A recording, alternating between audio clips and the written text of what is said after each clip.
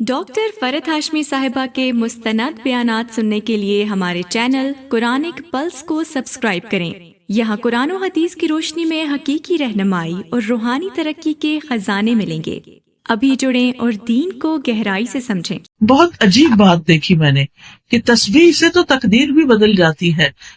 نحمدہ ونصلی علی رسولہ الکریم، اما بعد فاعوذ باللہ من الشیطان الرجیم، بسم اللہ الرحمن الرحیم، رب اشرح لی صدری ویسر لی امری واحلل عقدۃ من لسانی یفقہوا قولی، سبح اسم ربک الاعلی الذی خلق فسوى والذی قدر فہدی والذی اخرج المرعى فجعله غثاء احوى سنقرئک فلا تنسى الا ما شاء اللہ انہ یعلم الجہر وما یخفی۔ سبح اسم ربک الاعلی، اپنے رب کے نام کی تسبیح کیجیے، پاکی بیان کیجیے جو سب سے بلند ہے، سب سے بڑا، سب سے اونچا، وہ جس نے پیدا کیا پھر درست بنایا، وہ جس نے اندازہ ٹھہرایا پھر ہدایت بخشی، وہ جس نے چارہ اگایا پھر اس نے اسے سیاہ کوڑا کرکٹ کر دیا۔ سبح اسم ربک الاعلی، اپنے رب اعلیٰ کے نام کی تسبیح کیجیے۔ یہ سورۃ الاعلیٰ کی پہلی آیت ہے، اور سورۃ الاعلیٰ وہ سورت ہے جو نبی صلی اللہ علیہ وسلم اپنے بڑے اجتماعات میں جب نماز پڑھاتے تو اس وقت یہ سورت پڑھا کرتے تھے۔ نعمان بن بشیر کہتے ہیں کہ رسول اللہ صلی اللہ علیہ وسلم عیدین اور جمعہ میں سبح اسم ربک الاعلی اور هل اتاک حدیث الغاشیہ پڑھا کرتے تھے، اور کہتے ہیں کہ جب عید اور جمعہ ایک دن جمع ہو جاتے تو ان دونوں صورتوں کو ہی نمازوں میں پڑھتے، یعنی انہی کو ریپیٹ کرتے تھے، یعنی زیادہ لوگوں کے اندر اپنے رب کی تسبیح بیان کرتے۔ اسی طرح نبی صلی اللہ علیہ وسلم سے ظہر اور وتر کی نماز میں بھی یہ سورت پڑھنا ثابت ہے۔ یہاں پر جو حکم دیا گیا ہے وہ تسبیح کرنے کا ہے۔ سبح، تسبیح کیجیے، پاکی بیان کیجیے، کس کی؟ اسم ربک، اپنے رب کے نام کی، الاعلی، جو سب سے اعلیٰ ہے، سب سے بلند ہے۔ کیا ہم اس بات کو جانتے ہیں اور کیا ہم اس بات کو یاد رکھتے ہیں؟ کیا ہم اس بات کو محسوس کرتے ہیں کہ ہمارا رب سب سے اعلیٰ ہے، سب سے بڑا ہے؟ کیا ہم اپنی عملی زندگی کے اندر اس بات کو سوچ کر لرز جاتے ہیں؟ کیا جب اس کا کوئی حکم ہمارے سامنے آتا ہے، نماز کا وقت آتا ہے، کوئی اور نیکی کے کام کا موقع ہمیں ملتا ہے، تو کیا ہم یہ سوچ کر کرتے ہیں کہ یہ حکم میرے رب اعلیٰ کا ہے؟ حقیقت یہ ہے کہ اللہ سبحانہ وتعالی اپنی ذات کے اعتبار سے بھی بلند ہے۔ قرآن مجید میں آتا ہے فَتَعَالَى اللَّهُ الْمَلِكُ الْحَقُّ، بس بہت بلند ہے اللہ جو سچا بادشاہ ہے۔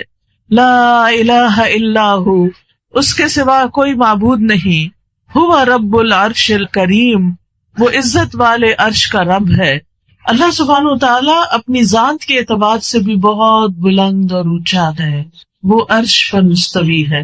یہ جو ہم کہتے ہیں نا کہ اللہ تعالیٰ میرے دل کے اندر ہے، اس کی یاد تو ہمارے دل کے اندر ہے، لیکن اللہ کی ذات کہاں پر ہے؟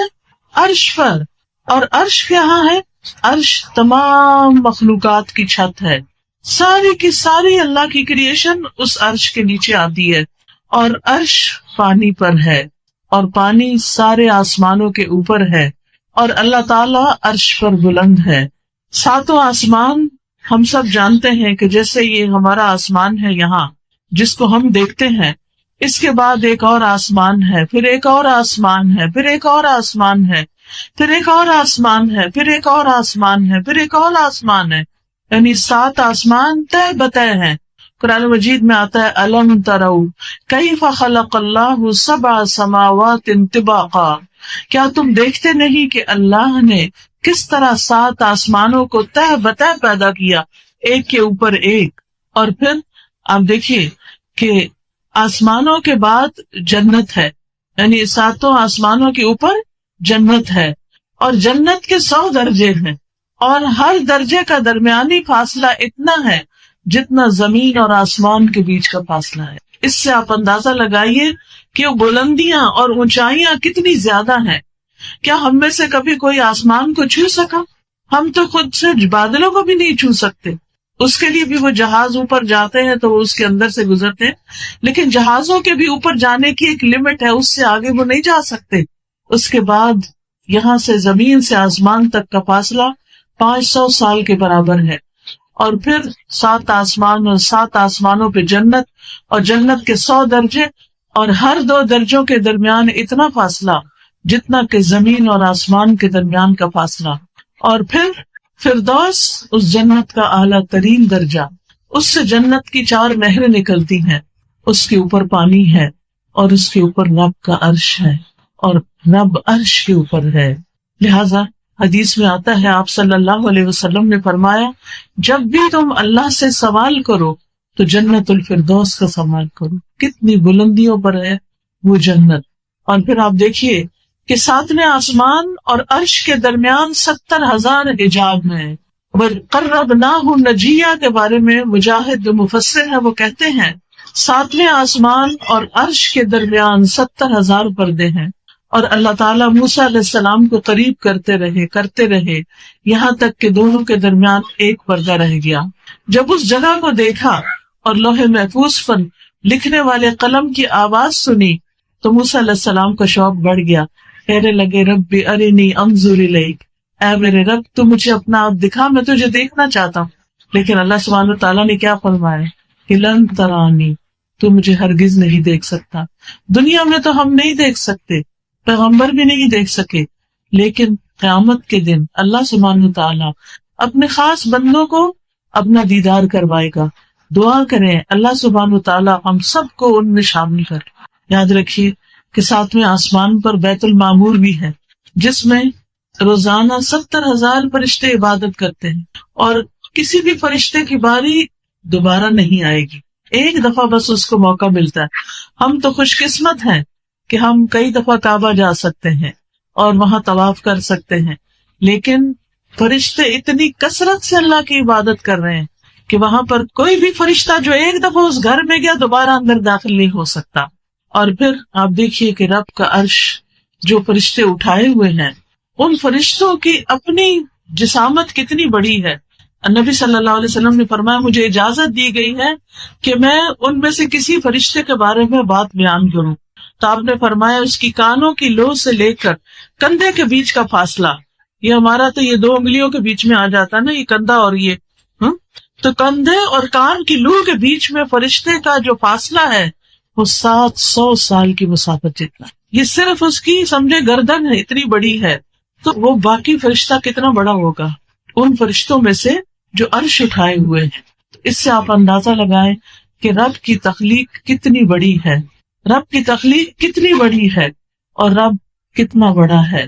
لیکن ہم اس کی بڑائی کو نہ جانتے ہیں نہ محسوس کرتے ہیں.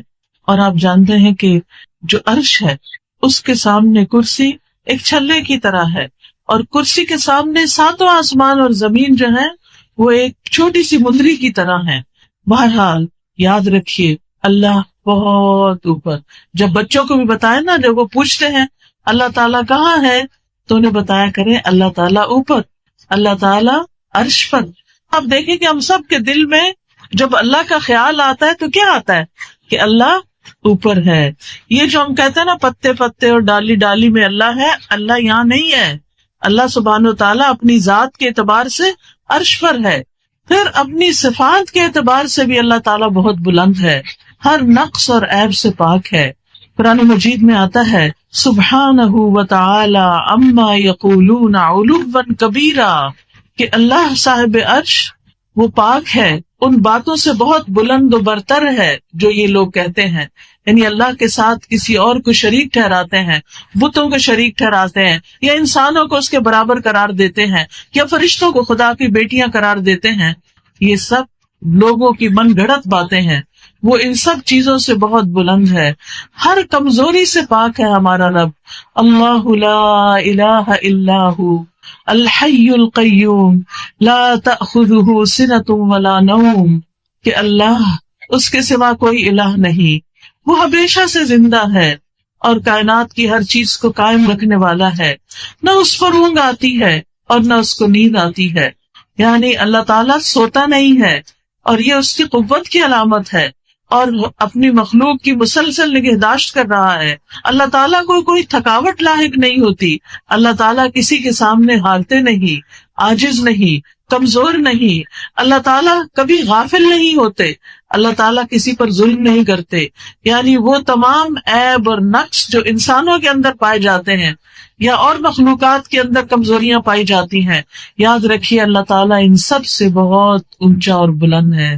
اس لیے ہمیں اسی کے نام کی پاکی بیان کرنی چاہیے. سبح اسم ربک الاعلی. تو جب بھی ربک الاعلی پڑھے تو دل میں خیال نہ آئے کہ وہ اپنے بلند عرش پر ہے اور پھر وہ اپنی صفات کے اعتبار سے بھی بہت بلند ہے. یاد رکھیے یہ جو تسبیح کرنا ہے، اللہ کی پاکی بیان کرنا ہے، یہ کوئی معمولی عمل نہیں ہے. یہ تسبیح ہماری تقدیر بدل دیتی ہے. تسبیح جو ہے یہ بہت غموں کا علاج ہے، دکھوں کا علاج ہے، پریشانیوں کا حل ہے. کہ جب انسان اپنی زبان سے یہ کہتا ہے کہ میرا رب پاک ہے، اس کا ہر فیصلہ صحیح ہے، وہ کسی پہ ظلم نہیں کرتا، اس کا نام پاک ہے، اس کی ذات پاک ہے، اس کے افعال پاک ہیں، وہ ہر نقص سے پاک ہے، تو اس سے انسان اللہ سبحانہ تعالیٰ کو راضی کرتا ہے، اللہ کو خوش کرتا ہے. کسی کا کہنا ہے میں نے قرآن میں تسبیح کو تلاش کیا تو مجھے حیرت ناک چیز کا احساس ہوا. بہت عجیب بات دیکھی میں نے کہ تسبیح سے تو تقدیر بھی بدل جاتی ہے، جیسا کہ یونس علیہ السلام کے واقعے میں ہے. اللہ تعالیٰ فرماتے ہیں فلولا انہ کان من المسبحین للبث فی بطنہ الی یوم یبعثون. اگر یہ بات نہ ہوتی کہ بے شک وہ تسبیح کرنے والوں میں سے تھا تو یقیناً اس کے پیٹ میں یعنی مچھلی کے پیٹ میں اس دن تک رہتا جس میں لوگ اٹھائے جائیں گے. یعنی یونس علیہ السلام کو اللہ نے تکلیف سے نجات کیوں دی؟ کیونکہ انہوں نے کیا پڑھا تھا؟ تسبیح پڑھی تھی. کون سی تسبیح؟ لا الہ الا انت سبحانک انی کنت من الظالمین. اللہ تعالیٰ فرماتے ہیں اگر وہ یہ تسبیح نہ پڑھتے تو مچھلی کے پیٹ میں ہی رہتے. اس تسبیح کی وجہ سے وہ مشکل سے نکل آئے. اور ہمارے لیے بھی کیا حکم ہے کہ فنجیناہ من الغم وکذالک ننجی المؤمنین. ہم نے یونس علیہ السلام کو غم سے نجات دی، اس تسبیح کی وجہ سے ان کا غم دور کر دیا، اور ہم مومنوں کو بھی اسی طرح نجات دیتے ہیں. لہذا جس شخص کے دل میں کوئی غم ہے، کوئی پریشانی ہے، کوئی دکھ ہے، کوئی تکلیف ہے، وہ کیا پڑھا کرے؟ پڑھیے لا الہ الا انت سبحانک انی کنت من الظالمین. اس کا مطلب کیا ہے؟ لا الہ الا انت، تیرے سوا کوئی الہ نہیں، سبحانک تو پاک ہے، تیرا کوئی قصور نہیں، تیری غلطی نہیں، تیرا کوئی فیصلہ غلط نہیں. انی کنت من الظالمین، بے شک میں ظالموں میں سے، میری غلطی ہے. تو بندہ جب رب کے سامنے اپنی غلطیوں کی معافی مانگ لیتا ہے، اپنی غلطی کا اعتراف کر لیتا ہے، جو کہ ایک مشکل کام ہوتا ہے، تو انسان رب کے قریب ہو جاتا ہے. یعنی عام طور پہ ہم سے گناہ ہوتے ہیں تو پھر جب کوئی مصیبت آتی ہے ہمارے ہی گناہوں کی وجہ سے تو ہم کہتے ہیں کہ پتہ نہیں کس گناہ کی سزا ملی ہے، میں نے تو کبھی کوئی غلط کام کیا ہی نہیں. اپنی پاکی بیان کرنا شروع کر دیتے ہیں، اپنے آپ کو معصوم ثابت کرنے لگتے ہیں. ڈھونڈنے تو ہمیں اپنے اندر کوئی غلطیاں نظر نہیں آتی، حالانکہ ہر انسان کی غلطیاں دوسرے کو اچھی طرح نظر آ رہی ہوتی، لیکن ہمیں خود نظر نہیں آ رہی ہوتی. تو اس لیے بہت ضروری ہے کہ ہم اللہ کی تسبیح کرنے والوں میں شامل ہو جائیں. اللہ کے نیک بندے جو تھے وہ تسبیح کیا کرتے تھے. داؤد علیہ السلام کے ساتھ پہاڑ بھی تسبیح کرتے، پرندے بھی تسبیح کرتے تھے. تسبیح ہی وہ ذکر ہے کہ جس کو داؤد علیہ السلام جب کرتے تو باقی مخلوق بھی ساتھ کرتی. وَسَخَّرْنَا مَعَ دَاوُودَ الْجِبَالَ يُسَبِّحْنَ وَالطَّيْرَ. ہم نے داؤد علیہ السلام کے ساتھ پہاڑوں کو مسخر کر دیا جو تسبیح کرتے تھے. یاد رکھیے اللہ کی ساری مخلوق تسبیح کرتی ہے. قرآن مجید میں آتا ہے أَلَمْ تَرَ أَنَّ اللَّهَ يُسَبِّحُ لَهُ مَنْ فِي السَّمَاوَاتِ وَالْأَرْضِ. کیا تم دیکھتے نہیں کہ اللہ کے لیے تسبیح کر رہے ہیں وہ سب جو آسمانوں میں ہے اور جو زمین کے اندر. سب تسبیح کر رہے ہیں. سمندر میں مچھلیاں بھی تسبیح کرتی ہیں اللہ کی، زمین میں چونٹیاں اپنے بلوں میں اللہ کی تسبیح کرتی ہیں، اللہ کی پاکی بیان کرتی ہیں. باقی بھی پرند چرند حیوانات سارے اپنے رب کی پاکی بیان کرتے ہیں، اپنے رب کی تسبیح کرتے ہیں. موسیٰ علیہ السلام، زکریا علیہ السلام، یہ سب اپنے رب کی تسبیح کرتے تھے. موسیٰ علیہ السلام نے تو خاص دعا مانگی تھی کہ اللہ میرے بھائی کو میرے کام میں شریک کر دے، اس کے ذریعے میری قوت مضبوط کر دے، کہیں نسبحک کثیرا، تاکہ ہم کثرت سے تیری تسبیح بیان کریں. تو اس سے پتہ چلتا ہے کہ تسبیح تھوڑی بہت ہی نہیں، زیادہ تسبیح کرنی چاہیے. ہمارے دن کے کلام کا اکثر حصہ تسبیح میں گزرنا چاہیے، کیونکہ اہل جنت بھی وہاں تسبیح کریں گے. تو وہ جنت میں جانے والی صفات دنیا میں پہلے اختیار کریں تاکہ اللہ سبحانہ وتعالیٰ اپنی رحمت سے ہمیں وہاں لے جائے. وہاں دعواہم فیہا سبحانک اللہم وتحیتہم فیہا سلام، ان کی دعا اس میں ہوگی سبحانک اللہم، پاک ہے تو اے اللہ، اور ان کی آپس کی دعا سلام ہوگا، یعنی ایک دوسرے کو سلام کریں گے اور رب کی تسبیح بیان کریں گے. آسمان و زمین کی ہر چیز اللہ کی تسبیح کرتی ہے، کیونکہ تمام مخلوق کے رزق کی کنجی بھی تسبیح ہے. اللہ کے نبی نوح علیہ السلام کی وفات کا وقت جب آیا تو انہوں نے اپنے بیٹے سے فرمایا کہ میں تمہیں ایک وصیت کر رہا ہوں، سبحان اللہ و بحمدہ کا ورد کرتے رہنا، کیونکہ یہ ہر چیز کی نماز ہے اور اسی کے ذریعے مخلوق کو رزق ملتا ہے. لہٰذا وہ بہنیں جو رزق کی تنگی کا شکار ہیں یا اس کے لیے پریشان ہوتی ہیں، یا کسی کا بھی کاروبار کا کوئی مسئلہ ہے، یا جاب کا کوئی مسئلہ ہے، یا گھر میں پیسے کی تنگی ہے، یا برکت نہیں ہے، تو تسبیح کی کثرت کر دیں، اللہ تعالیٰ فراوانی عطا کرے گا. پھر آپ دیکھیے حاملین عرش فرشتے جو ہیں، فرشتے جو عرش اٹھائے ہوئے ہیں، وہ بھی تسبیح بیان کرتے ہیں. الذین یحملون العرش ومن حولہ یسبحون بحمد ربہم، جو فرشتے عرش اٹھائے ہوئے ہیں اور جو اس کے ارد گرد ہیں، چاروں طرف ہیں، وہ سب اپنے رب کی حمد کے ساتھ اس کی تسبیح بیان کرتے ہیں. وَتَرَى الْمَلَائِكَةَ حَافِّينَ مِنْ حَوْلِ الْعَرْشِ يُسَبِّحُونَ بِحَمْدِ رَبِّهِمْ، آپ دیکھیں گے کہ فرشتے عرش کے گرد حلقہ بنائے ہوئے اپنے پروردگار کی تعریف کے ساتھ تسبیح کر رہے ہیں. تو ہم سب کو بھی کیا کرنا چاہیے؟ تسبیح کرنی چاہیے. نبی صلی اللہ علیہ وسلم کثرت کے ساتھ سبحان اللہ و بحمدہ استغفر اللہ و اتوب الیہ پڑھا کرتے تھے. اور بہترین کلام وہ ہے کہ جس میں اللہ کی تسبیح بیان کی جائے. بے شک اللہ کو سب سے محبوب کلام یہ ہے کہ بندہ کہے سبحانک اللہم و بحمدک و تبارک اسمک و تعالی جدک و لا الہ غیرک. تو جب انسان تسبیح کرتا ہے تو اللہ کے ہاں قربت پاتا ہے، فضیلت پانے کا آسان راستہ ہے. رسول اللہ صلی اللہ علیہ وسلم نے فرمایا تم لوگ اللہ کی عظمت کا جو ذکر کرتے ہو، یعنی تسبیح، تحلیل اور تحمید، وہ عرش کے ارد گرد چکر لگاتے ہیں اور ان کلمات کی بنبناہٹ ہوتی ہے جیسے شہد کی مکھیوں کی بنبناہٹ. یعنی ہم جب تسبیح پڑھتے ہیں تو یہ کہاں پہنچ جاتی ہے؟ عرش کے پاس پہنچ جاتی، اور وہاں یہ کلمات اپنے ذکر کرنے والے کی اللہ کے ہاں یاد دلاتے ہیں. کیا تم میں سے کوئی یہ نہیں چاہتا کہ اس کے لیے کوئی ایسا ہو جو ہمیشہ اللہ کے ہاں اس کی یاد دلاتا رہے؟ یعنی وہ یاد دلاتا ہے کہ تیرا ایک بندہ ہے جو تیری تسبیح کر رہا. تو فضول باتوں، فالتو باتوں، ان باتوں سے جن سے جھگڑے فساد ہوتے ہیں، ان سے بہتر کیا ہے کہ انسان اللہ کی تسبیح بیان کرے. پھر یاد رکھیے تسبیح جو ہے وہ دل کی تنگی اور گھٹن کا علاج ہے، دل کی گھٹن کا علاج ہے. جب آپ کا سینہ گھٹ رہا ہو، جب آپ بلا وجہ اداس ہو رہے ہو، جب آپ کی روح بے چین ہو رہی ہو، تسبیح شروع کر دیں. سبحان اللہ و بحمدہ سبحان اللہ العظیم پڑھتے رہے پڑھتے رہے پڑھتے رہے. لا الہ الا انت سبحانک انی کنت من الظالمین. تو آپ دیکھیں گے کہ آپ کا دل قرار پکڑ جائے گا، آپ کے اوپر سے بوجھ ہٹ جائے گا. اور خاص طور پر جب لوگ آپ پہ باتیں بنائیں، ہوتا ہے نا کہ ہر وقت انسان کو لوگوں کا ڈر ہوتا ہے.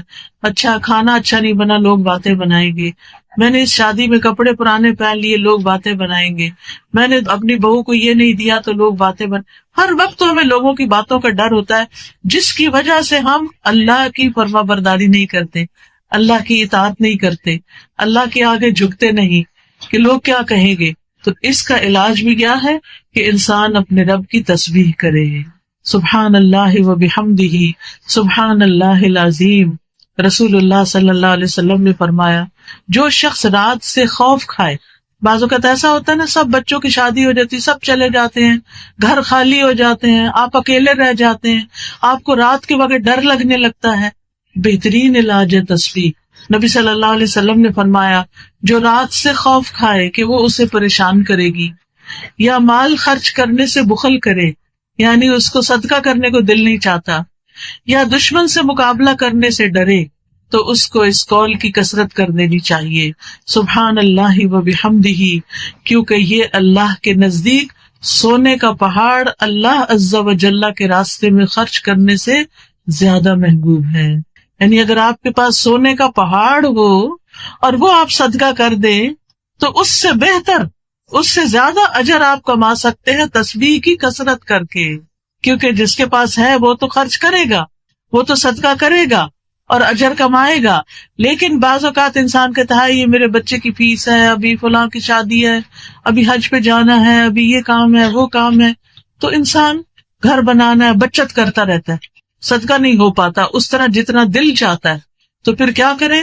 اس کا ازالہ کرنے کے لیے تسبیح شروع کر دیں، انشاءاللہ وہ کمی کوتاہی نہیں آئے گی، یعنی آپ کے اعمال نامے میں کمی نہیں ہوگی، کیونکہ تسبیح کرنا صدقہ ہے۔ نبی صلی اللہ علیہ وسلم نے فرمایا تم میں سے جو آدمی صبح کرتا ہے اس کے ہر جوڑ پر صدقہ لازم ہو جاتا ہے۔ ہر صبح سویرے جب نیا سورج نکلتا ہے تو کیا ہوتا ہے؟ صدقہ کیا ہوتا ہے؟ صدقہ لازم ہو جاتا ہے۔ غور سے سنیے، صدقہ ہمارے اوپر روزانہ لازم ہوتا ہے، یہ نہیں کہ ہم کہیں وہ رمضان میں صدقہ دیا تھا، وہ جب حج پہ گئے تھے تو ہم نے فلاں حاجیوں کو پانی پلا دیا تھا، صدقہ کر دیا تھا، یا وہ فلاں مشکل کے وقت ہم نے کوئی کالا بکرا ذبح کر دیا تھا۔ نہیں، یہ نہیں کافی۔ کیا کرنا ضروری ہے؟ ہر روز صدقہ کرنا ضروری ہے، لیکن بعض اوقات ہر روز ہمارے پاس دینے کے لیے کچھ ہوتا نہیں یا کوئی لینے والا ہوتا نہیں، تو پھر کیا کرے؟ نبی صلی اللہ علیہ وسلم نے فرمایا ہر مرتبہ سبحان اللہ کہنا صدقہ ہے، یعنی پھر آپ سبحان اللہ کی تسبیح شروع کر دیں، کیونکہ 360 جوڑ ہیں، کم از کم دن میں 360 دفعہ سبحان اللہ ضرور پڑھیں۔ الحمدللہ کہنا صدقہ ہے، ہر مرتبہ لا الہ الا اللہ کہنا صدقہ ہے، ہر مرتبہ اللہ اکبر کہنا صدقہ ہے، نیکی کا حکم دینا صدقہ ہے، برائی سے روکنا صدقہ ہے۔ تو انسان کو یہ صدقہ اپنی جان کی خاطر ہر روز کرنا چاہیے، اس سے انسان کی نیکیوں میں اضافہ ہوتا ہے، خطائیں معاف کر دی جاتی ہیں، یعنی صبح و شام اگر انسان 100 بار سبحان اللہ و بحمدہ پڑھتا ہے تو اس کے گناہ معاف ہو جاتے ہیں، اگرچہ وہ سمندر کی جھاگ کے برابر ہی کیوں نہ ہو۔ پھر اسی طرح 100 اونٹوں سے افضل عمل ہے، ایک بار تسبیح پڑھنے سے زمین و آسمان کے درمیان کی جگہ بھر جاتی ہے۔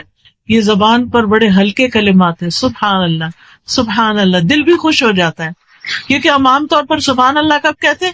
جب ہمارا دل خوش ہوتا ہے کسی چیز کو دیکھ کر یا اللہ کی کوئی بڑائی سامنے آتی ہے، تو خاص طور پر سبحان اللہ و بحمدہ سبحان اللہ العظیم، یہ 2 کلمات ایسے ہیں کہ جو زبان پہ ہلکے ہیں، میزان میں بھاری ہیں۔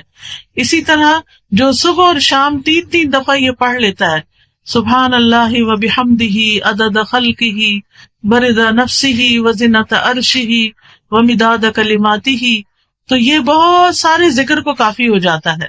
آگ سے بچاؤ کا ذریعہ ہے تسبیح، ہر تسبیح سے جنت میں درخت لگتا ہے۔ اب آپ کی اپنی مرضی کہ آپ جنت کو کتنا ہرا بھرا دیکھنا چاہتے ہیں۔ اب تسبیح کب کی جائے؟ تسبیح صبح شام کی جائے۔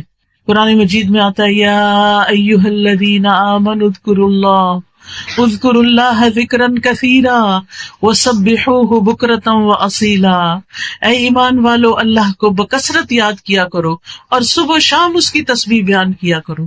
تو اپنے اوپر لازم کر لیں، پابندی کر لیں۔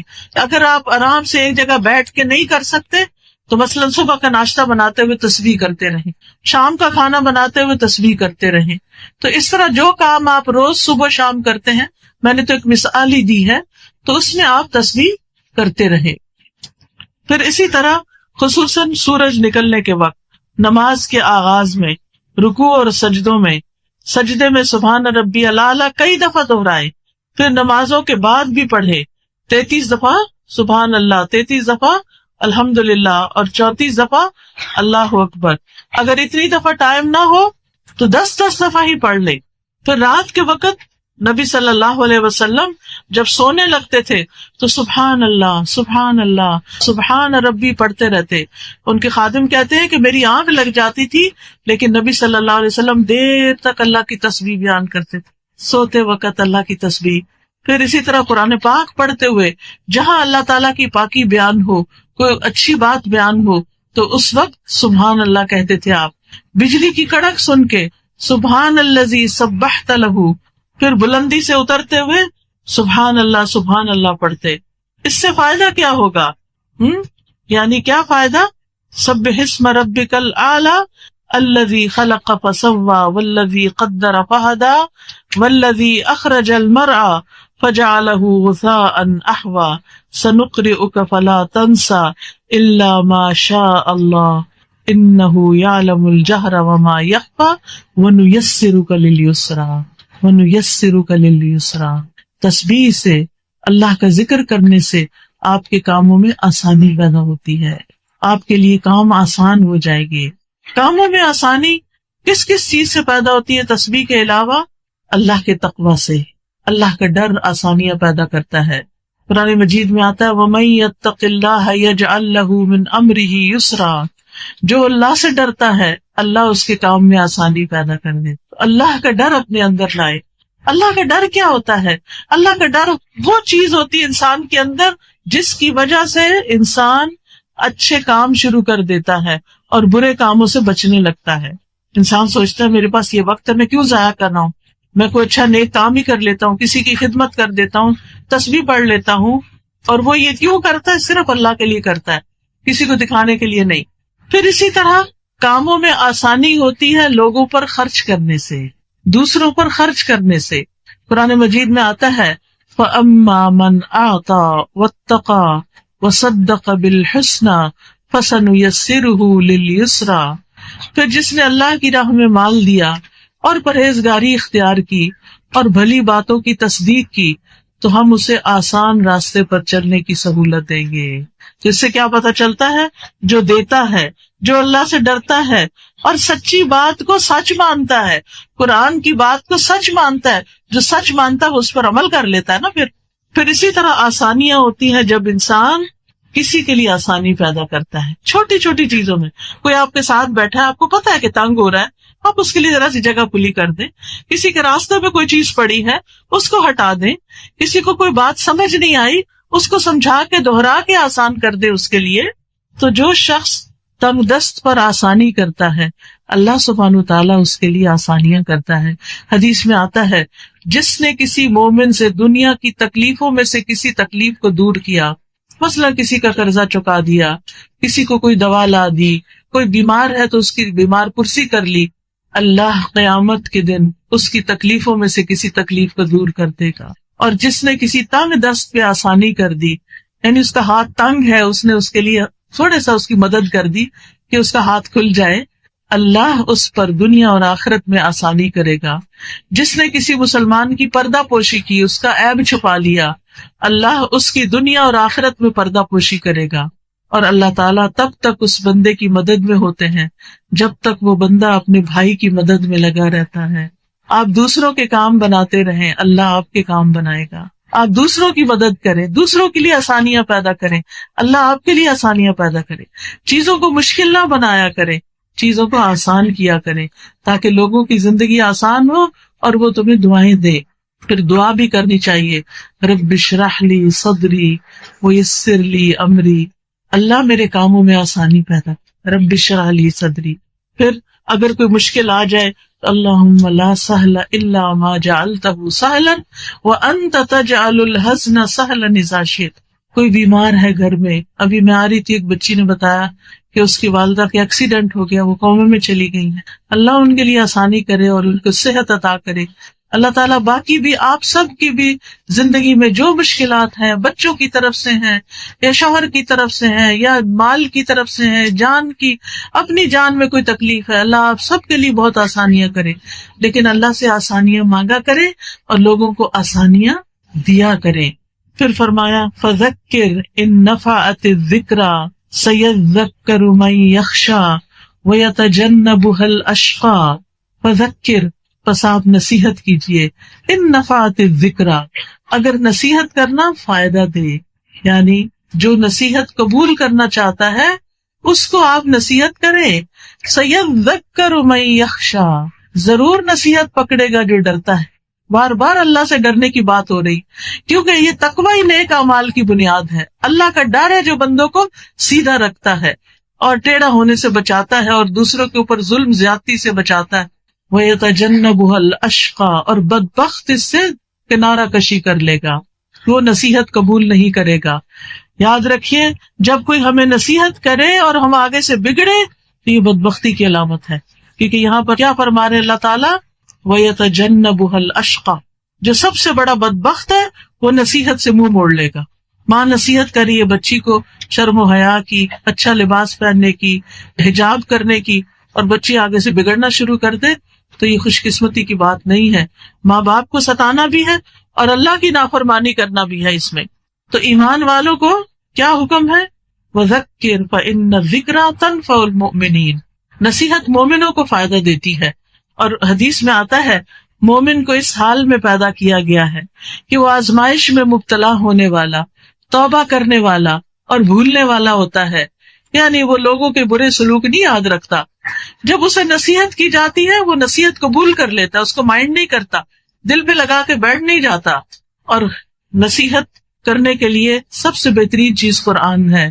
فرمایا فذکر بالقرآن من یخاف وعید، سو اس قرآن کے ساتھ اس شخص کو نصیحت کرو جو میرے عذاب کے وعدے سے ڈرتا ہے. لیکن نصیحت کس کو فائدہ نہیں دیتی؟ غافل دلوں کو فائدہ نہیں دیتی، منہ موڑ جانے والوں کو، انکار کرنے والوں کو فائدہ نہیں دیتی. اور نصیحت قبول نہ کرنے کا انجام کیا ہے کہ ہو سکتا ہے کہ انسان پھر کسی شرک میں پڑ جائے، کسی بدعت میں پڑ جائے، کسی کبیرہ گناہ میں پڑ جائے اور وہ آخر کار اس کو جہنم میں لے جائے. تو اس بات سے ڈرنا چاہیے. جب کوئی کہے نا کہ ایسا نہ کرو، شرک ہے، صرف اللہ سے مانگو، کسی اور سے نہ مانگو، صرف اللہ کے آگے سجدہ کرو، کسی اور کے آگے نہ، جو قبروں کے آگے مت سجدہ کرو، تو نصیحت قبول کر لینی چاہیے، خاص طور پر جو قرآن کے ساتھ نصیحت کی گئی ہو.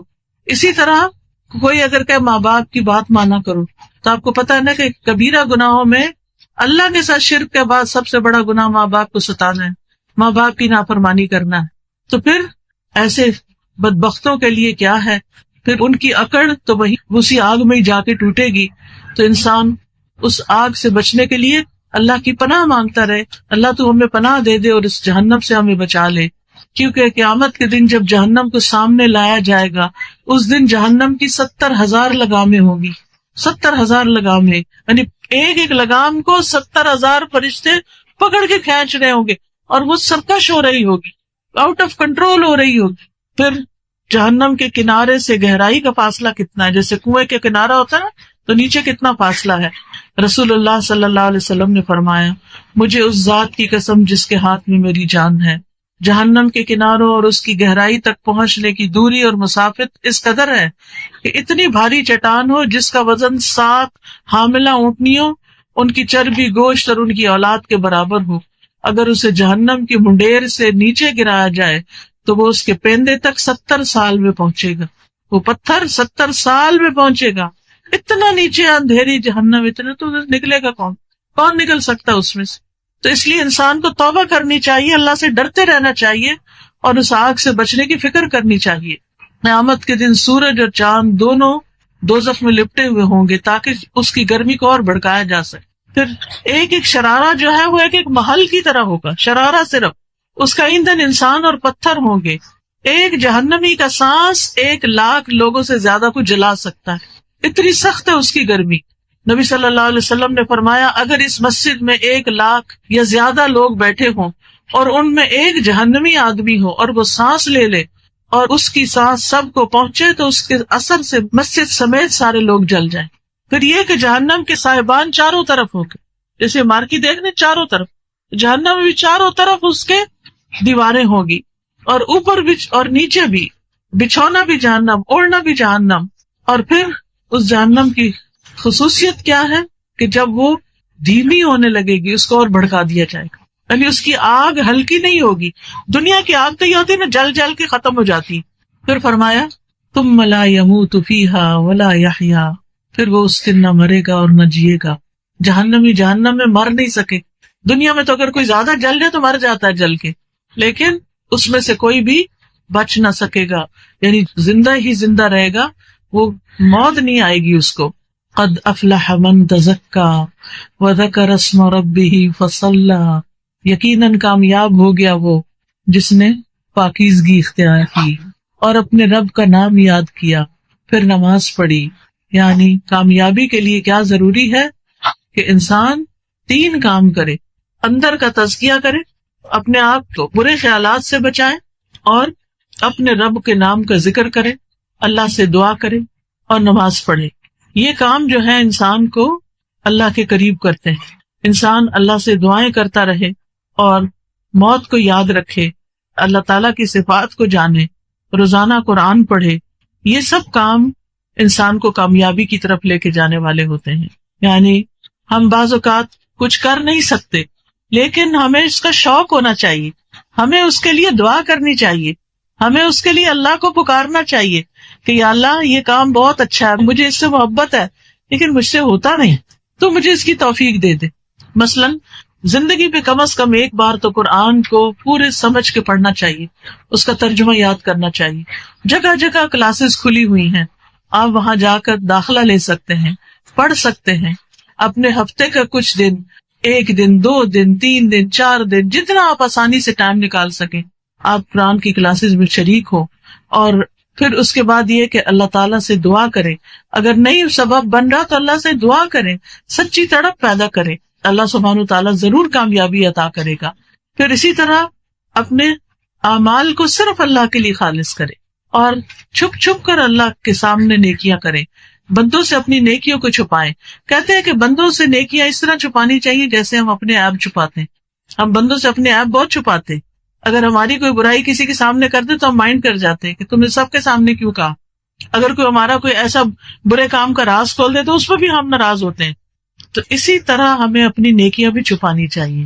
لوگوں کو دکھانے کے لیے نیکی کے کام نہیں کرنے. پھر اسی طرح کرنے کے کاموں میں یہ بھی ہے کہ انسان موت کو یاد رکھے. موت کو یاد رکھنے کا فائدہ کیا ہے کہ انسان پھر یہ سوچتا ہے کہ میرا وقت تھوڑا ہے، میں کچھ کر لوں، اپنے لیے تھوڑا ٹائم رہ گیا، کچھ بنا لوں، کچھ کر لوں، زیادہ سے زیادہ نیکی کے کام کروں، عبادت کروں، لوگوں کی خدمت کروں، کسی کے کام آؤں، لوگوں کے لیے آسانیاں کروں، تاکہ میرے لیے آگے اللہ تعالیٰ موت کی منزلیں اور موت کے بعد کی زندگی آسان فرما دے. پھر اسی طرح کرنے کے کاموں میں سے ایک اور کام، اللہ کے نام اور اللہ کی صفات کو جانے تاکہ اللہ کی معرفت حاصل ہو. کیونکہ ہمیں اللہ نے اس لیے پیدا کیا کہ ہم اللہ کی عبادت کریں. لیکن اگر ہمیں یہ نہیں پتا کہ وہ ہے کون، وہ کیسا ہے، وہ کیا کرتا ہے، اس کی طاقت کتنی ہے، وہ کہاں ہوتا ہے، تو پھر ہم اس کی عبادت صحیح طور پر نہیں کر سکتے. اور اس کے لیے اللہ کے ناموں کی جو اسماء اللہ الحسنی کے جو آڈیوز ہیں وہ بھی آپ سن سکتے ہیں. پھر اسی طرح اچھے دوست بنانا. آپ دیکھیے زندگی میں جن لوگوں کے ساتھ آپ اٹھتے بیٹھتے ہیں نا، موت کے وقت بھی وہی ساتھ ہوتے ہیں اور مرنے کے بعد بھی وہی جنازہ پڑھتے ہیں. اب یہ آپ پر ہے کہ آپ کا جنازہ کون پڑھے، کیسے لوگ پڑھے. وہ جو نمازی پرہیزگار ہیں یا وہ لوگ جو اپنی نماز میں نہیں پڑھتے، مجبوری سے کھڑے ہو جاتے ہیں کہ منہ رکھنے کے لیے، اب جنازہ پڑھنے کے لیے نہ پڑھا تو لوگ مائنڈ کریں گے. تو بہت ضروری ہے کہ ہماری دوستی نیک لوگوں کے ساتھ ہو، اچھے لوگوں کے ساتھ ہو، ایمان والوں کے ساتھ ہو.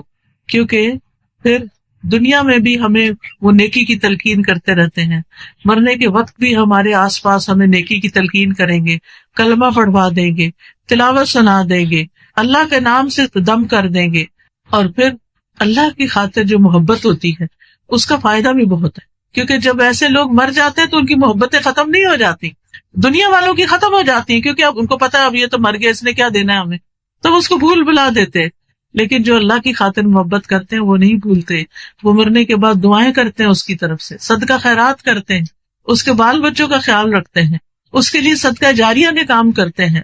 تو اللہ کو چاہنے والوں سے جڑ کر رہنا بڑا ضروری ہے کہ ایک تو انسان اپنے دوست کے دین پر ہوتا ہے، اور دوسرے یہ کہ انسان اگر اچھے شخص سے دوستی کرتا ہے تو کچھ نہ کچھ خیر اس کی طرف سے اس کو ملتی ہی رہتی ہے. پھر کرنے کے کاموں میں سے ایک عادت یہ بنا لے جو کامیابی کی طرف لے جاتی ہے، روزانہ قرآن پڑھنا، یعنی روز کی قرآن کی تلاوت وہ نہیں مس کرنی، صبح و شام کے اذکار نہیں مس کرنے، تسبیحات جو ابھی جس کا میں نے آپ کو بتایا وہ نہیں چھوڑنی، کیونکہ تلاوت قرآن جو ہے اللہ اور اس کے رسول سے محبت کا ذریعہ ہے، اور اہل قرآن جو ہوتے ہیں وہ اللہ کے خاص بندے ہوتے ہیں۔ پھر نماز شعور کے ساتھ پڑھنا، قد افلح المؤمنون الذین هم فی صلاتهم خاشعون، یقیناً کامیاب ہو گئے وہ مومن جو اپنی نمازوں میں خشوع اختیار کرتے ہیں۔ پھر اللہ سے سرگوشی کا موقع ہوتا ہے، نماز اللہ کی طرف متوجہ ہونا ہے، جو چاہتا ہے اللہ کی رحمت اس کی طرف متوجہ ہو، اسے چاہیے کہ نمازوں میں اللہ کی طرف متوجہ ہو جائے، دل سے نماز پڑھے پوری توجہ کے ساتھ، کیونکہ یہ نماز جو ہے اللہ سے قربت کا ذریعہ بھی ہے۔ واسجد واقترب کی جو آیت ہے، سجدہ کرو اور قریب ہو جاؤ، لیکن ہم یہ سارے کام نہیں کرتے، کیوں؟ اس لیے کہ فرمایا بل تؤثرون الحیات الدنیا، بلکہ تم دنیا کی زندگی کو ترجیح دیتے، دنیا کے کام بھاگم دوڑ، والآخرۃ خیر وابقی، حالانکہ آخرت بہتر ہے اور باقی رہنے والی ہے۔ دنیا آخرت کے مقابلے میں بہت چھوٹی ہے۔ نبی صلی اللہ علیہ وسلم نے فرمایا جس نے دنیا طلب کی اس نے اپنی آخرت کو نقصان پہنچایا، یعنی جو دنیا کے پیچھے بھاگتا رہا اس نے اپنی آخرت کا نقصان دیا، اور جس نے آخرت کا مطالبہ کیا یعنی آخرت کی چاہت اختیار کی اس نے اپنی دنیا کو نقصان دیا، کیونکہ وہ دنیا خرچ کر کے اپنی آخرت میں گھر بنائے گا، جگہ بنائے گا۔ یاد رکھیں ہم دنیا میں اپنے لیے گھر بناتے ہیں کہ ہمارا بڑھاپا اچھا گزر جائے، ہماری اپنی چھت ہو، لیکن آپ دیکھیں یہاں زیادہ سے زیادہ کتنے دن رہنا ہم نے، اس کے بعد تو وہ مال وارثوں کا ہو جاتا ہے۔ ہمارے لیے کیا ہے؟ ہمارا جنت میں گھر ہو۔ جیسے کس نے دعا مانگی تھی؟ حضرت آسیہ رضی اللہ تعالیٰ عنہا نے کیا کہا تھا؟ انہوں نے رب ابن لی عندک بیتا فی الجنہ، رب ابن لی عندک بیتا فی الجنہ، اے اللہ میرے لیے جنت میں اپنے پاس ایک گھر بنا دے۔ ہم سب کو بھی یہ دعا کرنی چاہیے، لیکن اس کے لیے کیا کرنا ہوگا؟ دنیا کی مشکلات پر صبر کرنا ہوگا، اور اپنے مال کا کچھ حصہ فی سبیل اللہ کاموں پر لگانا ہوگا، کہ نیکی کے کاموں میں لگائیں، تاکہ ہمارے مرنے کے بعد بھی ہمارے لیے وہاں اچھے کام ہوتے رہیں اور وہ ہمارے لیے صدقہ جاریہ بن جائے۔ تو اس صورت کی روشنی میں کرنے کے کام کیا ہیں؟ سب سے پہلے سبح اسم ربک الاعلی۔ کس کس کے پاس کارڈ ہے تسبیحات کے؟ دکھائیں مجھے۔ ماشاءاللہ بہت سے لوگوں کے پاس ہیں، جن کو نہیں بھی ملے وہ کیا کریں گے؟ وہ اسٹال سے لے سکتے ہیں، اور ایڈریس لکھا ہوا ہے، آرڈر کر لے، آپ بھی آگے دوسروں کو بانٹیں۔ اب آپ دیکھیں نا، یہ کسی نے تو بانٹے ہیں نا، اس نے ثواب کمایا، اس نے صدقہ جاریہ کمایا، اور اب ہمارا فرض بنتا ہے کہ ہم اپنی قبر کے لیے آگے بانٹیں۔ اور اس کو آپ کیسے پڑھیں گے؟ اپنے پاس رکھیں، خوبصورت کارڈ ہے، اپنے بیڈ سائڈ ٹیبل پہ رکھیں، اپنی الماری پہ سجائیں کہیں بھی، اور دن کے کسی ایک وقت میں نکال کے ان تسبیحات کو پڑھ لیں، یا یہ کہ ان تسبیحات کو یاد کر لیں اور مختلف مواقع کے مناسبت سے ان کو پڑھتے رہیں۔ پھر ہم نے جنت کی دعا کرنی ہے، جہنم سے پناہ مانگنی ہے، پھر اپنے نفس کو برے خیالات سے پاک کرنا ہے، نماز کے ذریعے اللہ کا قرب تلاش کرنا ہے۔ نماز کس لیے پڑھنی ہے؟ کہ میں اللہ کے قریب ہو جاؤں اور اپنی آخرت کو ترجیح دینی ہے۔ والآخرۃ خیر وابقی ان ھذا لفی الصحف الاولی صحف ابراہیم و موسیٰ۔ میری دعا ہے کہ اللہ تعالیٰ ہمیں کاموں کے کرنے کی توفیق عطا فرمائے۔ یہ کچھ اور کارڈ بھی باہر موجود ہیں اور کتابیں بھی۔ رنج و غم کا ازالہ، کچھ لوگوں کو بہت رنج پریشانیاں رہتی ہیں، چھوٹا سا کارڈ ہے، پاس رکھیں، جب دل گھبرائے اس کو پڑھیں، انشاءاللہ بہترین وظیفہ ہے۔ سمجھے یہ وظیفہ ہے، بیمار ہے خود یا بچہ کوئی تو آیات شفا پڑھے، کوئی زندگی میں مسئلہ پیش آ گیا ہے، کوئی فیصلہ کرنا ہے، استخارہ کیسے کرے، قرآن و سنت کی روشنی میں یہ بتایا گیا۔ پھر تقویٰ کی بات ہوئی، اللہ سے ڈرنے کی بار بار اس کی دعائیں ہیں۔ پھر رشتہ داروں سے جوڑ کے رکھنا عمر میں اضافے کا باعث بنتا ہے، دعاؤں کی قبولیت کا، رزق میں اضافے کا ذریعہ بنتا ہے۔ تو یہ تحفے میں آپ کارڈ دے سکتے ہیں، اس میں ساری حدیثیں لکھی ہوئی ہیں۔ پھر اپنے وقت کو صحیح طور پر استعمال کرنا چاہیے، ذکر الہی کا کارڈ ہے۔ پھر اللہ کا شکر ادا کرے تو نعمتوں میں اضافہ ہوتا ہے۔ الحمدللہ سارا اکٹھا اس میں کیا گیا ہے تاکہ ہم شکر ادا کریں۔ پھر رزق میں کمی ہو، اولاد کا مسئلہ ہو، اس کے لیے کیا کریں؟ گناہوں کی بخشش کی دعا ہے، استغفار کا کارڈ۔ پھر جنت کا راستہ، ان اذکار کا ذکر کیا گیا ہے جو جنت کی طرف لے جاتے ہیں. پھر اگر قرضے کی مشکل ہے، قرضے میں پھنس گئے ہیں، تو یہ دعائیں مجرب ہیں، قرض سے پناہ اور قرض کی نجات کی دعائیں. پھر دن رات کے ذکر سے افضل یہ چھوٹا سا کارڈ ہے، فریج پہ یا کئی کمرے میں لگا دیں، روزانہ پڑھیں، اور دن میں باقی اگر اذکار کبھی بھول بھی جائیں تو یہ انشاءاللہ اس سے کمی پوری ہو جائے گی. اسی طرح اگر آپ کو خوف ہے، حفاظت، سیکیورٹی کے مسئلے ہیں، تو یہ دعائیں پڑھیں. پھر صدقہ و خیرات کریں. کیا کیا اس کے فائدے ہیں یہ اس کتاب میں بتا دیا گیا ہے. پھر زبان کی حفاظت، کیونکہ زبان جو ہے وہ انسان کے لیے سارے گناہوں کا سبب بنتی ہے. تو ہم یہ کتاب لیں، حدیثیں لکھی ہوئی، اپنے بچوں کو پڑھ کے سنائیں، بزرگوں کو پڑھ کے سنائیں، اور اتنی محنت سے کتاب تیار کی گئی ہے. اگر آپ اس کو آگے پڑھ کے سنائیں گے تو آپ کے لیے بھی صدقہ جاریہ ہوگا. پھر جادو، حقیقت اور علاج. کئی لوگوں کو یہ وہم ہوتا ہے ان پہ جادو ہو گیا، تو اس کا علاج کیسے کریں. پھر یہ ساری دعائیں ایک کتاب ہے، دعا کیجیے، اس کے اندر اکٹھی کر دی گئی ہیں. پھر یہ کہ حسن انجام، اچھا انجام کیسے ہوتا ہے، مختلف لوگوں کی کہانیاں یہاں بیان کی گئی ہیں. یہ کہانیاں پڑھیں گے تو ان سے بہت سا سبق انشاءاللہ ملے گا. تو آئیے دعا کرتے ہیں کہ اللہ تعالی ہم سب پر اپنی رحمت نازل فرمائے اور ہمیں ہر شر سے بچائے. وآخر دعوانا ان الحمد للہ رب العالمین. ڈاکٹر فرحت ہاشمی صاحبہ کے مستند بیانات سننے کے لیے ہمارے چینل قرآنک پلس کو سبسکرائب کریں. یہاں قرآن و حدیث کی روشنی میں حقیقی رہنمائی اور روحانی ترقی کے خزانے ملیں گے. ابھی جڑیں اور دین کو گہرائی سے سمجھیں.